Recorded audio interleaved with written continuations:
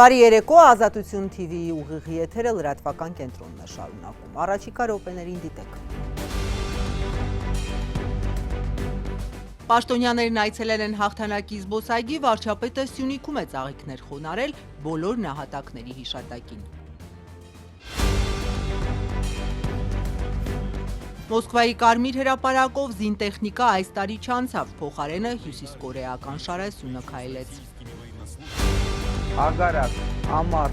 արև։ Նիկոլ Փաշինյանն այս տարի բաց է թողել Մոսկվայի շքերթը, ակտիվ քարոզարշավ է անցկացնում Սյունիքում։ Քվեարկում եք մեր օգտին։ Ընդդիմադիրներն իշխանությանը հակադարձելու առիթը բաց չեն թողել։ Մեր հայրերի հաղթանակի տոններ, բայց ունենք հիմա այնինչ ունենք։ Չնայած փոխադարձ կոշտ հայտարարություններին, հայաստանցի պաշտոնյաները վստահեցնում են, հայ-ռուսական հարաբերություններում ճգնաժամ չկա։ Նորմալ է, որ առաջանում են հարցեր միմյանց նկատմամբ։ Հաշտության դուր թե ռազմական գործողությունների շարունակություն։ Միացյալ Նահանգներն Իրանից սպասում է իր առաջարկների պատասխանը։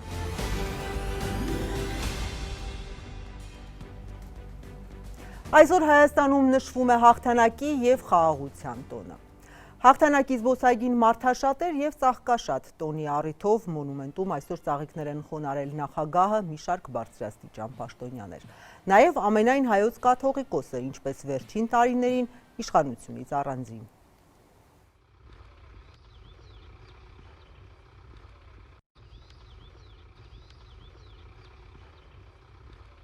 Քեզ վայել է փառք, իշխանություն և պատիվ, այժմ և միշտ և հավիտյանս հավիտենից։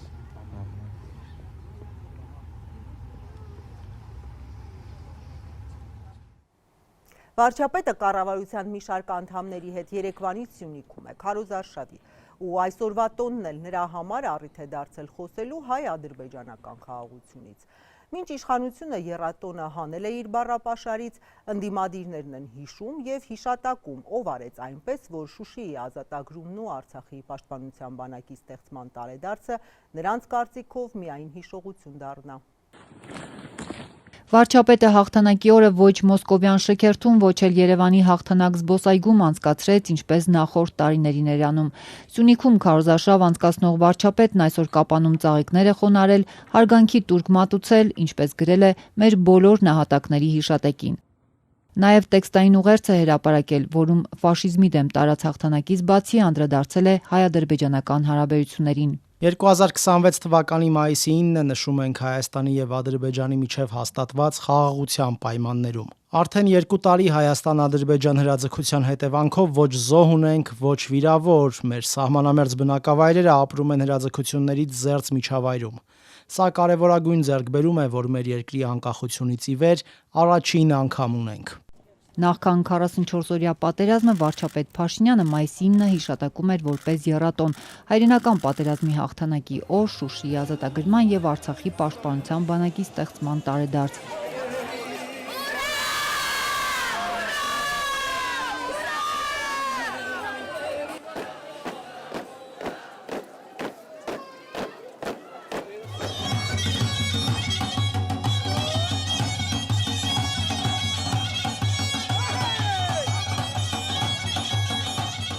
«2020 թվականի պատերազմից առաջ իր ղեկավարության տարիներին Փաշինյանը մայիսի տոնն անցկացնում էր Լեռնային Ղարաբաղում, առանձնահատուկ խոսում Շուշիի ազատագրման մասին։ Արդեն 3-րդ տարին մենք միասին այս փառահեղ տոնը նշում ենք Ստեփանակերտում։ 2020-ին այժմ ադրբեջանական բանտում գտնվող Արցախի նախագահ Բակո Սահակյանի հետ առանձնազրույցում լավատեսական խոսքեր էր ասել ու այդ լավատեսությունը կապել հենց Արցախի հետ։ Միասնական և ազգային խնդիրն այն է, որ ամեն մայիսի 9-ը Արցախում, Հայաստանում և ընդհանրապես հայության շրջանում լինի առավել տոնական, ապագային մեր հայացքը լինի ավելի լավատեսական, այսօրվա մեջ լինենք առավել վստահ և ես համոզված եմ, որ այդպես էլ կլինի։ Մայիսի 9-ը Շուշին մեզ առավել մեծ վստահություն են տալիս մեր ուժերի, մեր ապագայի, մեր այսօրվա նկատմամբ։ Եթե պետական մակարդակով այլևս եռատոնի մասին չի հիշատակվում, դա այսօր անում էին ընդդիմադիր գործիչները։ Հիշում եք, այսօրը նաև եռատոն էինք նշում ժամանակին, մեր պապերի հաղթանակի, մեր հայրերի հաղթանակի տոններ, բայց ունենք հիմա այնինչ ունենք։ Ես կարծում եմ, որ մենք պետք է մեր ժողովրդին մոտիվացնենք եւ ոչ թե մեր իշխանությունների պես դեմոտիվացնել։ Դե անդադար մեր ժողովրդին դեմոտիվացվում է, որ մենք ոչ մի բան չենք կարող անել։ Սա այն օրն է, որ ցույց է տալիս, որ մենք կարողացել ենք անել, մեր ազգը կարողացել է անել եւ կարողանալու է էլի անել, էլի հաղթանակներ ունենալ։ Այսօր մեր հզոր ժողովրդի հզոր օրերից մեկն է եռատոն։ Մենք իրավունք չունենք մոռանալ անկախ որևէ բանից մեր պապերի, մեր հայրերի, մեր եղբայրների հերոսությունները։ Նրանք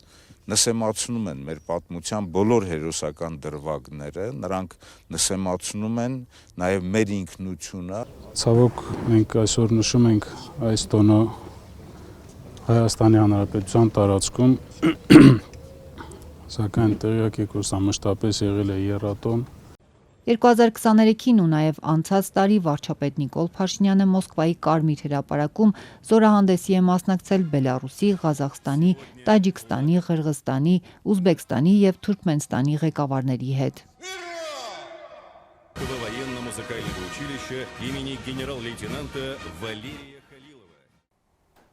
Մոսկվայի Կարմիր հրապարակում անցկացվեց հաղթանակի օրվա ամենամյա շքերթը։ Երկրորդ համաշխարհային պատերազմում տարած հաղթանակի 81-ամյակի շքերթին ներկայ է Ռուսաստանի նախագահը, նրա կողքին էին Բելարուսի, Ղազախստանի, Ուզբեկստանի, Մալայզիայի եւ Լաոսի առաջնորդները, ինչպես նաեւ Ռուսաստանի կողմից ճանաչված Հարավային Օսիայի եւ Աբխազիայի ղեկավարները։ Միացյալ Նահանգների նախագահն ասել է, որ իր խնդրանքով Ռուսաստանն ու Ուկրաինան այսօրվանից երրորդյա հրադադար են հաստատել։ Կլինի նաեւ գերիների փոխանակում յուրաքանչյուր երկրից 1000 հոգի։ 2007-ից ի վեր առաջին անգամ Մոսկվայում մայիսի 9-ի շքերթը անցկացվել է առանց ռազմական տեխնիկայի։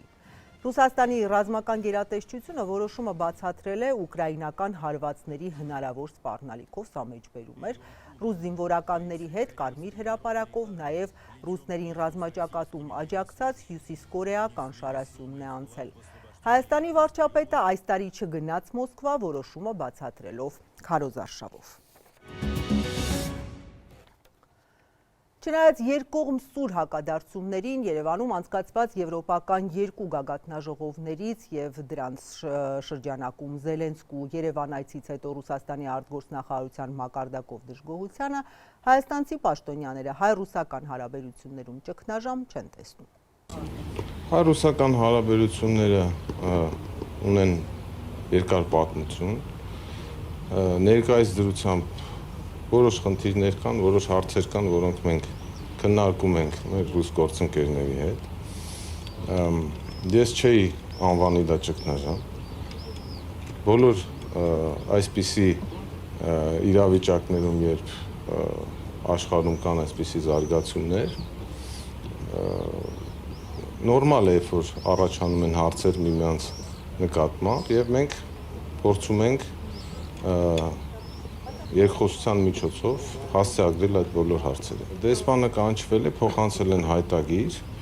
եթե կարիք լինի, մենք դրան կպատասխանենք։ Բովանդակությունը ինչ է կապված էր այստեղ կայացած գագաթնաժողովի հետ։ Այս պայդրությամբ մենք նորմալ կոնտակտի մեջ ենք մեր ռուս գործընկերների հետ։ Անկեղծ ասած ճգնաժամ չեմ տեսնում հայ-ռուսական հարաբերություններում։ Հայաստան-Ռուսաստան հարաբերությունները լայն օրակարգ ունեն եւ այդ առումով եթե ամբողջ սպեկտրը հարաբերությունների հաշվի առնենք, որոշ հարցերում կարող է որոշ տեղերում կարող է հարցեր լինեն, բայց ընդհանուր առմամբ ամբողջ սպեկտրը հաշվի առնելով ճգնաժամ չեմ տեսնում հարաբերությունների։ Փոխվարչապետ Մեհեր Գրիգորյանից լրագրողները այսօր հետաքրքրվել են հայ-ադրբեջանական վերջին Աղվերանում անցկացված հանդիպումից։ 10 օր առաջ կողմերը համաձայնեցված փաստաթղթերի մասին հայտարարեցին։ Ինչ են դրանք ենթադրում եւ արդյոք նախորդին հայտարարված սահմանազատման հաջորդ հասցեն ոչ թե Տավուշը, այլ Սյունիքը կլինի թրիփի կառուցմամբ պայմանավորված։ Երբ կարող ենք սպասել առաջիկայում սահմանազատման գործընթացով առաջընթացի։ Հիմա Զերչի հանդիպման ժամանակ 3 փաստաթղթի նախագիծ ենք համաձայնեցրել հանձնաժողովներով, որոնք հետագա աշխատանքի համար կարևոր նշանակություն ունեն, նկարագրում են ըստ էության պրոցեդուրալ, իրանք իհարկե բնույթով տեխնիկական են ավելի շատ, բայց միևնույնն է կարևոր են, որովհետև փաստաթղթերի համաձայն պիտի շարունակեն գործել։ Եվ այդ փաստաթղթերը հրապարակային են, իրանք երկու երկրներում պիտի ներպետական ընթացակարգով հաստատվեն, ըստ այդմ շուտով կծանոթանաք նաև տեքստի հետ, եթե ձեզ հետաքրքիր այդ փաստաթղթերը։ Որտեղից կշարունակվի այս վեհապարագայում։ Տեսեք, բոլոր հետագա անելիքների վերաբերյալ տեղեկություն այնքանով, որքանով հրապարակային է, մենք հրապարակել ենք։ Որևէ նոր լրացուցիչ բան ասելու չունեմ այդ մասով։ Իսկ Տավուշից կշարունակվի կամ թե այնտեղից որտեղով որ Թրամփի ուղին է անցնելու, նշանակում ունեմ Սյունիքի հատվածը։ Մենք Թրամփի ուղու հետ կապված ես որքան հիշում եմ նաև պաշտոնապես հրապարակել ենք հետևյալ տրամաբանությունը, որ պահին անհրաժեշտություն առաջանա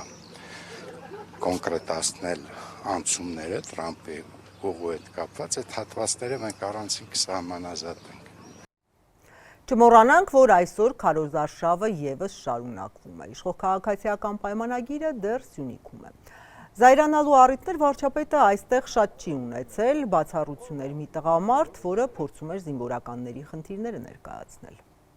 Ագարակ, ամառ, արև, բարև ձեզ պարոն Միրզան։ Եվ հերթական ծրագիրը, որ իրականացվում է Ագարակում, նորակառուցենք։ Վարչապետ Նիկոլ Փաշինյանը քարոզարշավի երկրորդ օրը կրկին Սյունիքում է, առաջին կանգառն էլ Ագարակ համայնքը։ Հանդիպած առաջին քաղաքացին ստացավ բուկլետն ու քարտեզը, հետո փորձեց վարչապետին հիշեցնել, նախկինում եւս վարչապետը իրենց տանը եղել է, տեսակցել տատիկին։ Մինչ Փաշինյանը փորձում էր հիշել, տղամարդը հավելեց, տատիկը էլ չկա։ Հա? Բայց հիմա տատիկը չկա։ Աստված հոգին լուսավորի, Աստված հոգին լուսավորի։ Հաջողություն եմ տեղ, մեզ հետ միասին։ Քվեարկում եք մեր օգտին։ Անպայման։ Այս մի տանն էլ հանգուցյալը Փաշինյանի երկրպագունն էր, մահացածի մասին այդպես պատմեցին վարչապետին։ Աստված հոգին լուսավորի, Աստված հոգին լուսավորի։ Ասել է ձեր երկրպագուն, ահա Որ երրորդ շաբաթն է։ Նախավերջին, մայիսի 15-40։ 40-ն Աստված հոգին լուսավորի։ Ագարակում գրեթե պատրաստ է դիահերձարանը։ Նիկոլ Փաշինյանին այս բնակիչը մոտեցավ, որ շնորհակալություն հայտնի դիահերձարանի կառուցման համար։ 2 տարի առաջ էր վարչապետը խոստացել ագարակցիներին կառուցել այն։ Այս համայնքում իրականացված աշխատանքը ներկայացնելիս Նիկոլ Փաշինյանը չմոռացավ, որ ավարտին է մոտենում շինարարությունը։ Միայն թե մի խնդիր կա, չեն կողմնորոշվում բացումն ինչպես անել։ Գիտեք, որ արդեն ավարտվում է։ Ես ամեն օր դեմ գնում եմ, գիտեմ։ Լավ։ Չնայած լավ չի ինչում դիահերձարան, բայց դե որ ժողովուրդը բացումը ոնց անեք։ Չէ, բացում որն է։ Մեկը պարկի որ անենք այդ բացումը։ Ագարակի փողոցներում Փաշինյանը փորձում է հնարավորինս շատ մարդկանց բաժանել քարոզչական բուկլետներն ու Հայաստանի քարտեզը։ Նրան մոտեցած այս կինը ջերմորեն ողջունում է Փաշինյանին։ Հետո նեղ սրտած նայում շուրջը, ինչու են մարդիկ փողոցներում քիչ։ Մեր ագարակ ինչի սազում այսքան քիչ խումբ։ Ուրա։ Նեղվեցել արդեն։ Եղելու։ Մենք շուտ ենք եկել։ Քարոզչական օրն Ագարակում ուղեկցվեց նաև տներ մտնելով։ Այս մի տանն օրինակ վարչապետին շնորհակալություն հայտնեցին, որ նրա տիկին Աննա Հակոբյանը աջակցել է իրենց բիզնեսին։ Աննա Հակոբյանն ու Նիկոլ Փաշինյանը մինչև այս պնդում էին, թե Իմ քայլը հիմնադրամը ոչ մի կապ չունի քաղաքացիական պայմանագրի եւ քաղաքականության հետ։ Մենք ձեզ մեր պատրաստած չրից ենք հյուրասիրում։ Հաճույքով։ Իսկ այգին եք։ Հակոբյանի ծրագրով, այո, մենք Չինաստան ենք գնացել դրա Շատ ուրախ եմ։ Սարդարան կառուցելու համար։ Իսկ օգտակար է։ Շատ բիզնես ունեք։ Այո, ունենք, մենք տեղ ունենք անգամ Չորյանոցի կողքը, որ պետք է սառնայան սարքենք, դա մի քիչ խնդիր, հուսով եմ կլուծվի։ Մեր սեփական այգիներն Իսկ ճամփորդություն օգտակար է։ Շատ, մենք բիզնեսում ձեզ կօգնենք։ Ուրախ եմ շատ, ուրախ եմ։ Պարոն վարչապետ, խնդրում եմ չմերժեք, մենք սա ուզում ենք ձեզ հյուրասիրել, ճանապարհին դիտել։ Շնորհակալ եմ, շնորհակալ եմ։ Իմ քայլը հիմնադրամի գործունեությունը ընդհանրապես որևէ կապ չունի քաղաքացիական պայմանագիր կուսակցության եւ ընդհանրապես քաղաքականության հետ։ Ագարակում վարչապետը նաև զայրանալու առիթ ունեցավ։ Զինվորական ներկայացած այս տղամարդը փորձում էր դիրքերում եղած ինչ-որ խնդրից խոսել։ Նիկոլ Փաշինյանին նրա շարժուձևը դուր չեկավ։ Նա խորհուրդեց զգաստ կեցվածք ընդունել։ Հետո կտրուկ որոշման գնաց։ Պաշտպանության նախարարին առաջարկեց զորացրել նրան։ Պապիկյան այդ զինվորականին զորացրի թող գնա, ինքը վիճակի չի ծառայություն։ Եթե զինվորականա զորացրի թող գնա, այդ վիճակով չգիտեմ ինչա օգտագործած, խմածա, քաշածա, ինչա, զորացրի դեն զինվորներ մեր բանակին պետք չի։ Հենց այսօր եթե նույն թող գնա իր գործերին։ Թող գնա բանի բիսեդկեքում պապզի։ Հաջորդ կանգառը Մեղրին էր, այստեղ վարչապետը հասավ քաղցած։ Որ ճիշտն ասեմ, առավոտից բան չեն կերել, նոր մի հատ թխված կեր, իրանց մոտ, շատ լավ թխված կեր։ Բայց եթե անկեղծ ասեմ, բրդուճից չեմ հրաժարվի։ Այս ինչ սեղան է գցե, բարև եղբայր։ Մի վրազի, շատ համոզամ։ Լավաշը մի քիչ չոր է, բայց գոհ է վարչապետը ուտելիքից, հրավիրում է նաև Ալեն Սիմոնյանին։ Ազգային ժողովի նախագահը շատ արագ է հրաժարվում, պատճառաբանելով, թե սոված չի։ Չէ, շնորհակալ եմ, ես այս ժամին չհաց չեմ ուտում։ Արի ձևեր մի տապի, ասում ես սոված եմ։ Չէ, պարոն վարչապետ, շնորհակալ եմ։ Դու չէր ասում սոված ես։ Հիմա չէ, առապես գլոբալ։ Լսի շատ համով, կփոխմանես։ Բուկլետ, քարտեզ ու քաղցրավենիք Նիկոլ Փաշինյանը բաժանեց նաև Քաջարանում, Կապանում։ Այստեղ նաև հանրահավաք է նախատեսված։ Այդպես քաղաքացիական պայմանագիրը կամփոփի քարոզարշավը Սյունիքում։ Շատ կարևոր է հաջորդը, որ հիշում եք Դե ինչ քարոզարշավը թափ է հավաքում պատերազմի եռագլուխ կուսակցություն Փաշինյանի բնորոշմանը, այդ հայտարարության հասցեատերերն են արձագանքում։ Իսկ ընդհանրապես իշխանություն ընդդիմություն հակադարձությունների պակաս այս օրերին չկա։ Ընդդիմադիր քաղաքական ուժերի մի մասը մարզերում են հանդիպում ընտրողներին, մյուսները դեռ Երևանում։ 2021-ից հետո երկրորդ անգամ վարչապետ է փորձում դառնալ Հայաստանի երկրորդ նախագահ Ռոբերտ Քոչարյանը։ Նրա գլխավորած Հայաստան դաշինքի նախընտրական հանրահավաքն 3 էր։ Այսօր առավոտյան Քոչարյանը թիմագիծների հետ եռաբլուրում էր։ Լրագրողները հիշեցրին, որ վարչապետ Փաշինյանը նաև իր քաղաքական ուժին է պատերազմի եռագլուխ կուսակցությունների շարքում դասել, պնդելով, թե ոչ Քոչարյանի, ոչ Գագիկ Ծառուկյանի, ոչ էլ Սամվել Կարապետյանի ուժերը չպետք է խորհրդարան անցնեն։ Մենք արդեն ասել ենք, եռագլուխը դա ինքն է, Ալիևը եւ Էրդողանը, հա, եռագլուխը իսկական եռագլուխը։ Պարոն Քոչարյանը ձեզ վախենում է ձեզ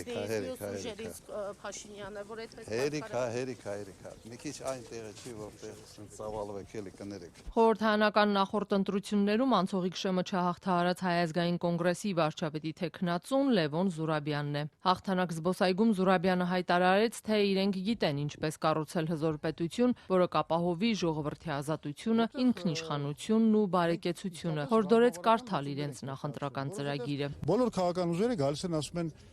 «Էս կանենք, այն կանենք, մարդկանց կյանքը կբարելավենք»։ Շատ լավ։ Իսկ ձևը առաջարկում եք, մեր ամբողջ ծրագիրը հենց գործիքակազմ է, ձև։ Ինչպես մենք պետք է լուծենք այդ խնդիրները։ Ասենք ասում եք գյուղացու համար պետք է եկամ մտաբեր սարքենք բանը գյուղատնտեսական գործունեությունը։ Ոնց։ Մենք շատ կոնկրետ ծրագիր ենք դնում եւ առաջին անգամ օրինակի համար մտնում ենք այդ պետական օպերատորի ստեղծման գաղափարով։ Միլիարդատեր Սամվել Կարապետյանի հիմնած ուժեղ Հայաստան կուսակցության նախընտրական առաջին հանրահավաքը 3 էր։ Կարապետյանը տնային կալանքում է, իսկ նրա թիմակիցներն առավոտյան շարժվել են դեպի Սյունիք։ Ընտրացուցակը գլխավորող Նարեկ Կարապետյանն էր ավտոբուսից տեսանյութ հրապարակել, որտեղ նրա թիմակից Էդգար Ղազարյանը հումորով արձագանքեց իրենց ուժին վերագրվող ընտրակաշարքի գործերին կցված գաղտնալսումներին։ Ուժեղ Հայաստանը հերքում է իրավապահների պնդումները, թե ընտրություններին ընդառաջ կաշառք են բաժանում։ Ոնց է մեր պլանները, պարոն Ղազարյան։ Դե մենք ունենք քարոզչական հանդիպումներ մեր ընտրողների հետ, նաև մեծ հավաքներ, մեծ քաղաքներում, մասնավորապես Սիսիանում, Գորիսում, հետո նաև Կապանում վերադարձի ճանապարհին մեծ հանդիպումներ կունենանք նաև Վայոց ձորում, իմ ծննդավայր Վայքում եւ ինձ համար շատ սիրելի նաև Եղեգնաձորում։ Շատ լավ է։ Իսկ ինչ պլաններ ունենք ճանապարհին, ոնց ենք անում։ Դե մայկաները վերցրել ենք ստեղի գրասենյակ, իսկ շալվարները կվերցնենք Արտաշոտի գրասենյակից։ Մարդու իրավունքների նախկին պաշտպան Արման Թաթոյանն էլ իր առաջնորդած Միասնության Թևեր կուսակցության անդամների հետ հաղթանակի զբոսայգուց նոր քվարչական շրջան էր գնացել։ Սևազգեստ Միկին, որն ասաց պատերազմում 2 զոհ է ունեցել, Թաթոյանից խաղաղության երաշխիք ուզեց։ Կողքից Միկին արձագանքեց. ռուսների հետ եք խաղաղություն բերում։ Մայրիկ ջան, մենք ձեզ պարտք ունենք տալու երաշխավորված անվտանգությամբ։ Ռուսների հետ, Հայաստանի հետ, Հայաստանով։ Նայեք, լավ, տիկինը մի կարևոր հարց տվեց, ասում է ռուսներով ենք խաղաղություն բերելու թե չէ։ Մենք ոչ մի անգամ չպետք է հույսներս դնենք ուրիշի վրա։ Երբ մենք հույսներս դրեցինք ուրիշի վրա, միշտ այդ ուրիշը մեզ իր շահերի համար զոհաբերելու է։ Լուսավոր Հայաստանի ղեկավար Էդմոն Մարուքյանը, որ Փաշինյանի կաբինետում 2 տարի հատուկ հանձնարարություններով դեսպան է եղել, հիմա նույնպես վարչապետ դառնալու հայտ է ներկայացրել։ Եռաբլուրում այսօր լրագրողների հետ զրույցում Փաշինյանին քննադատեց։ Ճակատագրական սխալ ասել Արցախյան շարժում նշանակում է, որ ռեֆլեքսիայով փորձել ռևիզիայի ենթարկել մեր պատմությունը, փորձել կեղծել մեր պատմությունը, փորձել մերժել մեր պատմությունը, փորձել նվաստացնել զոհերի հիշատակը, ուրանալ այդ հիշատակը։ Հաղթանակի ու խաղաղության տոնի առթիվ Բարգավաճ Հայաստան կուսակցության ու նրան միացած Մայր Հայաստանի անդամներն այսօր նույնպես հաղթանակ զբոսայգի էին գնացել, բայց նրանց հետ չէր ԲՀԿ առաջնորդ Գագիկ Ծառուկյանը, որը մինչև այս պահը չի բացահայտում, թե ով է իր ուժի վարչապետի թեկնածուն։ Նա քարոզարշավի առաջին օրը փակ հանդիպում էր ունեցել թիմակիցների հետ։ Նախընտրական քարոզարշավը կսկսի վաղը Հայրենի Աբովյանից։ 2018-ի հեղափոխությունից հետո Երևանի քաղաքապետ ընտրված Հայկ Մարությանը, որին հետո ՔՊ-ն հեռացրեց պաշտոնից, նույնպես փորձում է վարչապետ դառնալ։ Մարությանն առայժմ քարոզչությունը սոցհարթակներում է շարունակում։ Վաղը կշրջի Երևանի կենտրոնի բակերում։ Պաշտոնապես մեկնարկած քարոզարշավի երկրորդ օրն է այսօր։ Այն կավարտվի հունիսի 5-ին։ Ընտրապայքարի մեջ առաջին անգամ մտել է Հայաստանի շնորհապետական կուսակցությունը։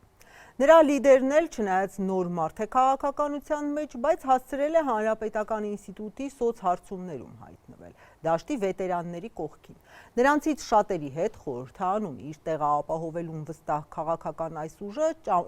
ճամփա անցնել չի պատրաստվում։ Առաջին անգամ ընտրապայքարի մեջ մտած Հայաստանի շնորհապետական կուսակցությունն իր քարոզարշավի մեկնարկը տվեց Գյումրիից։ Վարչապետի թեկնածուն Գուրգեն Սիմոնյանն է, ով շեշտը դնում է նախկին ու գործող իշխանություններին մերժելու վրա։ Առաջին հերթին ես կարծում եմ, որ հայ ժողովուրդը փոփոխությունների պետք է գնա եւ մերժի նախկին քաղաքական համակարգը, որի անբաժանելի մաս են բոլոր նախկին նախագահները եւ ներկայիս վարչապետը, նրանց արբանյակ ուժերի հետ միասին։ Մեր քաղաքական ուժը ջատագովն է, գիտելիքահեն կառավարմանը, այսինքն դա պետական կառավարման համակարգի փոփոխություններով պայմանավորված արժանիների իշխանություն պետք է լինի։ Քաղաքական որ ուժի հետ կհամագործակցեն կամ կբացառեն համագործակցությունը։ Բացառում ենք նախկին 3 նախագահների եւ ներկայիս վարչապետի քաղաքական ուժերի հետ որևէ համագործակցությունը եւ կոալիցիան եւ նրանց հետ ասոցիացվող, նրանց արբանյակ քաղաքական ուժերի եւ գործիչների հետ համագործակցությունը։ Բացենք նոր եւ մաքուր ուժերի հետ համագործակցությունը, եթե կլինեն նմանները։ Թե որ ուժերին է համարում ՔՊ-ի արբանյակ ու որ նոր ուժերի հետ է պատրաստ համագործակցել, Սիմոնյանը անուններ չտվեց։ Փոխարենը շնորհապետական կուսակցության 41-ամյա ղեկավարը հաճախ է ստիպված լինում իր ուժի անունը բացատրել։ Շնորհապետությունը դա մերիտոկրատիա բառի հայերեն համարժեքն է։ Մերիտոկրատիա նշանակում է արժանիների իշխանություն։ Մենք 40 տարվա ընթացքում տեսանք թալանչիների իշխանություն, տեսանք տգետների իշխանություն, ժամանակն է արժանիները գան։ Իսկ արժանիներ երկու մոտեցումով է չափվում՝ լավ մարդ եւ լավ պրոֆեսիոնալ։ 2 տարի առաջ ստեղծված ուժը եվրոպական կողմնորոշում ունի։ Չնայած ըստ Հանրապետական ինստիտուտի վերջին այս փետրվարին անցկացված հարցման շնորհապետականն ու անձամբ Սիմոնյանն ընդամենը 1%-ի վարկանիշ ունեն, Սիմոնյանը բարձր է գնահատում իրենց շանսերը։ Ավելի թերհավատ էին գյումրեցիները, որոնց Գուրգեն Սիմոնյանը այսօր բուկլետներ էր բաժանում։ Պարոն Սիմոնյան, Շնորհակալ եմ։ Հաստատ չանցալ ասես այդ 5 գելերի մեջ է դու դժվար է անցնես։ Մենք գել ենք բռնում, ինչից եք խաբար։ Մենք էլ մուտքը հենց Գյումրիից ենք սկսել։ Գյումրին մի տեսակ ուրիշ էներգետիկ։ Սան ինաստուտի Գյումրի։ Այստեղ առաջ էշտանելի։ Որտեղ գյումրեցիների ճաշակը ուրիշ է, իրենց պետք է, եթե կարողացար այստեղ համոզես, նշանակա ուրիշ տեղերը կհամոզես։ Համոզելը բայց եթե ճիշտ ինֆորմացիա կան եւ մարդը ընդունեն այո, եթե համոզելը Գյումրեցի շատ բարդ է համոզելը։ Գյումրեցիներից մեկը հետաքրքրվեց, թե ինչու չեն միավորվում։ Ես մտածում եթե մեր կողքը ժողովուրդը կանգնեց, դրանից ուժեղ միացում ուրիշի չեմ սպասում։ Կարող է ժողովուրդը դառնալ։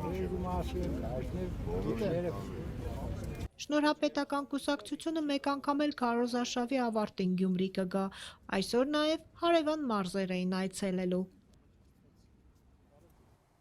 Ընտրապայքարի մեջ մտած մեկ այլ ուժի ուժեղ Հայաստանին վերագրվող ընտրակաշարք տալու և ստանալու գործերի շրջանակներում 6 հոգի կալանավորվել է։ Եվս մեկի նկատմամբ խափանման միջոց է ընտրվել տնային կալանքը, հայտնեց հակակոռուպցիոն կոմիտեն։ Կոմիտեում ընդդիմադիր ուժեղ Հայաստանի անդամների և աջակիցների նկատմամբ փետրվարից մինչև այսօր 7 առանձին քրեական վարույթ է հարուցվել։ Ընտրակաշարք բաժանելու, բարեգործության արգելքը խախտելու, հավաքին մասնակցությունը հարկադրելու հոդվածներով։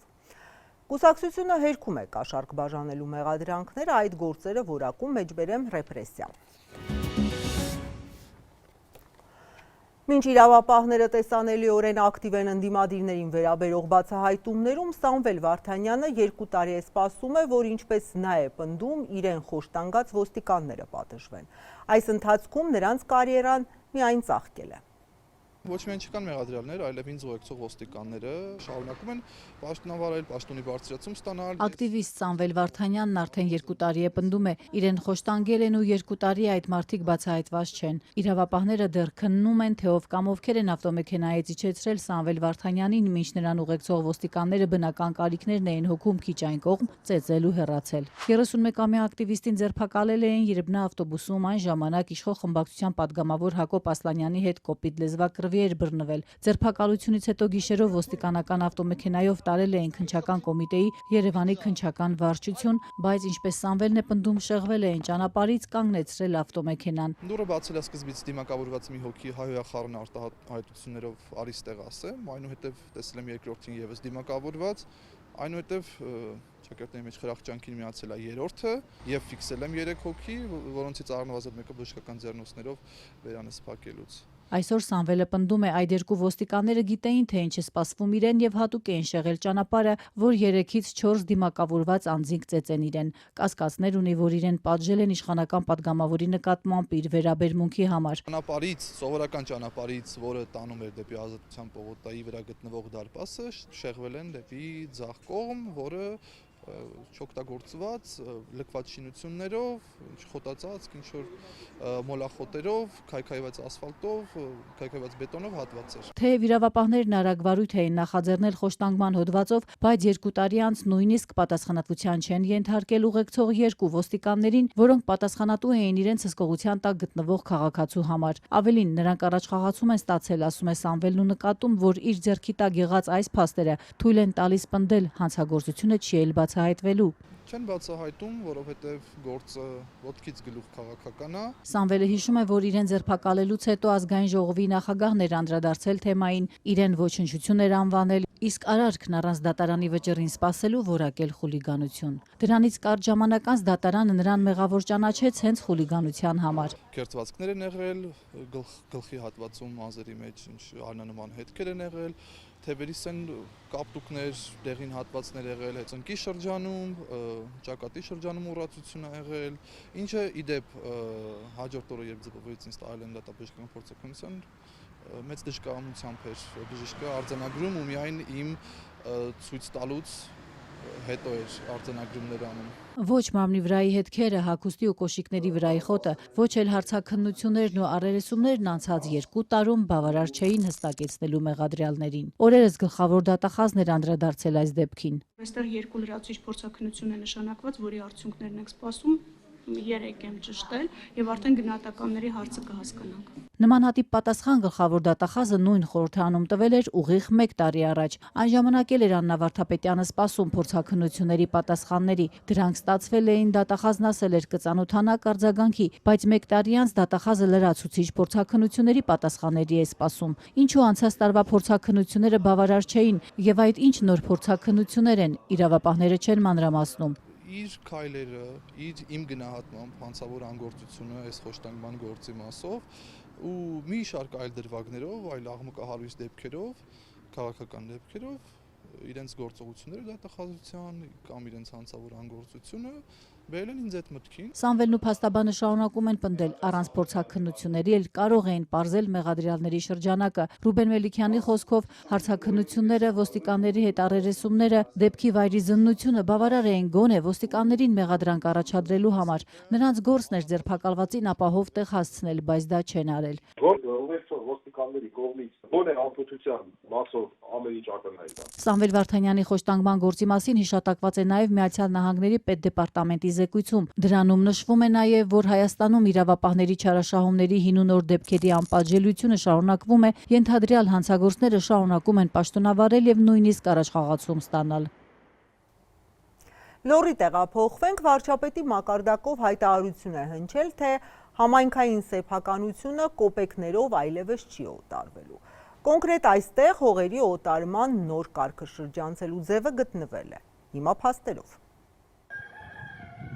Դեռ անցած տարի կառավարությունը համայնքային հողերն օտարելու նոր պայման էր սահմանել, վաճառել ոչ թե կադաստրային, այլ շուկայական արժեքով եւ բացառապես էլեկտրոնային աճուրդով։ Բայց համայնքներում հողը թանկացնելու եւ մրցույթով տրամադրելու գործադիրի սահմանած կարգը շրջանցելու ճանապարհներ գտնում են։ Պարոն վարչապետ, ես համայնքից եմ։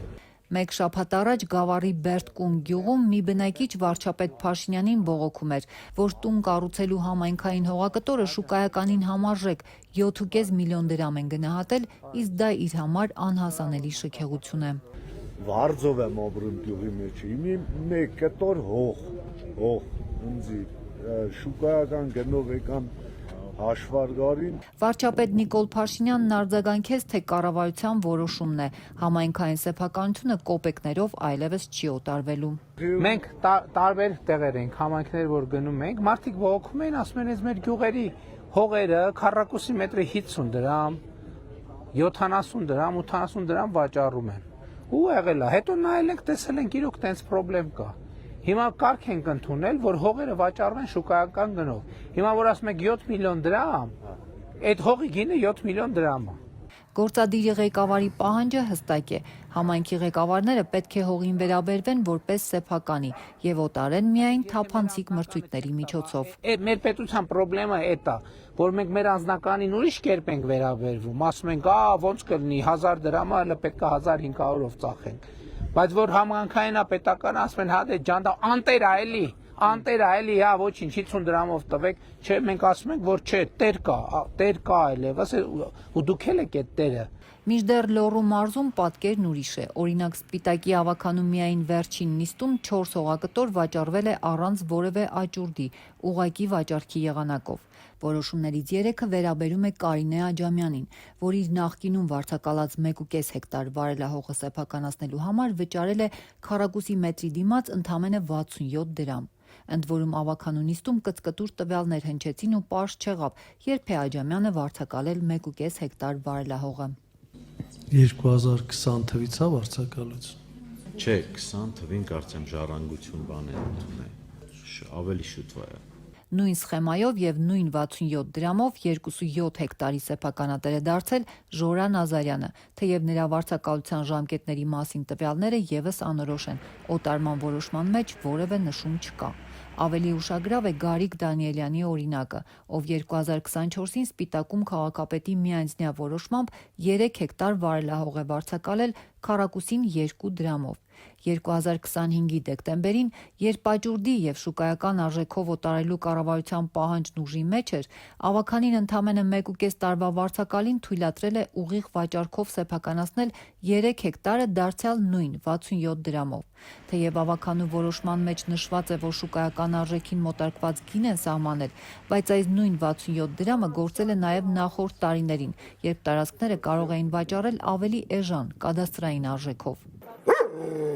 Ուղղակի վաճառքի այս պրակտիկան համատարած է նաև Վանաձորում, թեև ավականին մարտին մերժեց հարյուրավոր ավտոտնակների զանգվածային օրինականացումն ու օտարումը, համայնքի ղեկավարի պաշտոնակատարն ամեն օր տասնյակ որոշումներ է ստորագրում դրանք էժան գներով սեփականացնելու մասին։ Ընդ որում քաղաքի կենտրոնական փողոցներում հողի արժեքը քարացել է, թե 2024-ին ու թե այս տարի 1 քառակուսի մետրը վաճառվում է նույն 3200 դրամով։ Այն որ այդ ծավալի, օրինակ 65 դրամով այդ ծավալի հողերի օտարումը հիմա տեղի ունենում, այն դեպքում, երբ որ այլևս ու ոչ աճուրդով ուղիղ վաճառքներով, այստեղ մենք ըստ երևույթին նաև պետք է դիտարկենք նաև սա որպես վարչական ռեսուրսի օգտագործման հնարավոր ձև։ Եթե մենք վերածենք դա շուկայական գնի,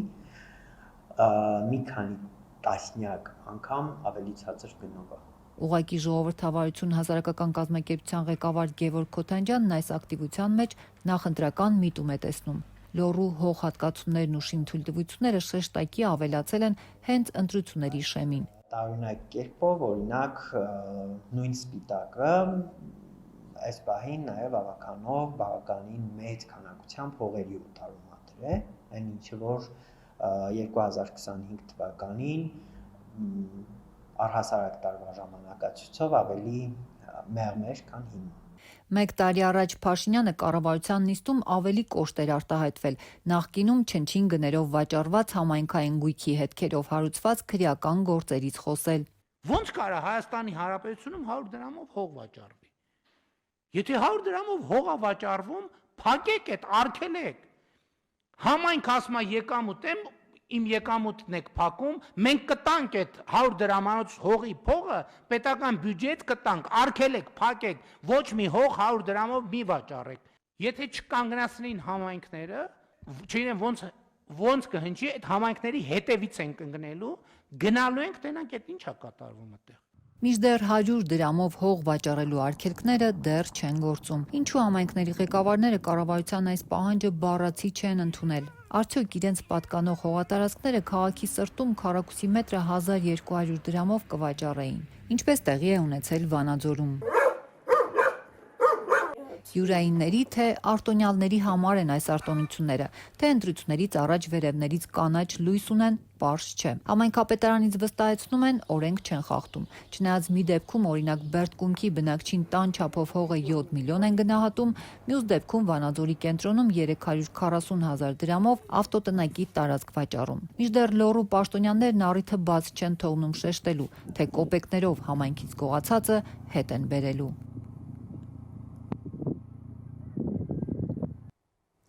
Հիմա միջազգային անցուդարձի մասին Իրանի արտաքին գործերի նախարարը թուրք գործընկերոջ հետ հեռախոսազրույցում կասկած է հայտնել ամերիկյան կողմի մտադրությունների և դիվանագիտության ուղու լրջության վերաբերյալ, սա մեջբերում էր, պատճառաբանելով Պարսից ծոցում վերջերս սրված լարվածությունն ու հրադադարի ռեժիմի խախտումները։ Զուգահեռ լուրեր կան, որ Միացյալ Նահանգների և Իրանի բանակցությունները կարող են սկսել հաջորդ շաբաթ Իսլամաբադում։ Տեղեկությունը ամերիկյան Wall Street Journal-ն է հայտնել, ըստ հրապարակման Իրանն ու Միացյալ Նահանգները միջնորդների հետ աշխատում են 14 կետից բաղկացած փոխըմբռնման հուշագիր մշակելու ուղղությամբ։ Հռոմի Պապը այսօր ընդունել է նախօրեին Իտալիայի չեմպիոնի կոչումը 21-րդ անգամ նվաճած Ինտերի ֆուտբոլիստներին, նրանց շարքում նաև Հայաստանի ֆուտբոլի ազգային հավաքականի նախկին ավագ Հենրիխ Մխիթարյանին։ Հաղթանակի արդիվ շնորհավորել ու ըստ Վատիկանի հիշեցրել այն պատասխանատվության մասին, որ հայտնիներն ունեն երիտասարդների շրջանում։ Այսօրվա երիտասարդները իսկապես կարիք ունեն օրինակելի մարդկանց, ասել է Լևոն 14-րդը։